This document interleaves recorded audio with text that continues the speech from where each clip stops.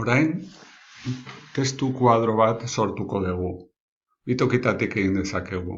Hemendik txertatutik, edo bestela erraminta barratik.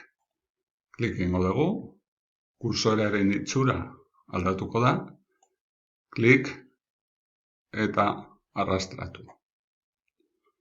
Hemen daukagu. Hemen idatz dezakegu.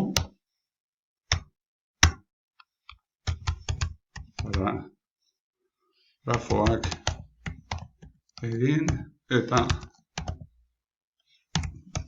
behar dugun guztia idatzi.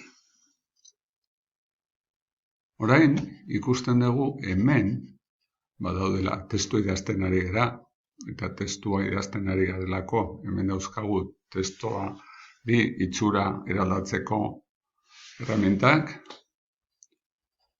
Hemen zerbait gehiago. Hemen ere ikusten ditugu beste erraminta hauek, eta horiekin jolastuko dugu pizka bat. Aukeratu dezaket hitz bat, eta edozein testu prozesatzailean bezala aldaketak egin bere itxurari. Hitz honi esteka bat jarri. Adibidez,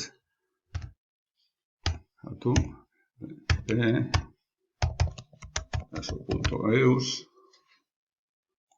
aplikatu, hor daukagu, eta hauekin aldatu dezakegu paragrafo baten justifikazioa, beste aldera pasa,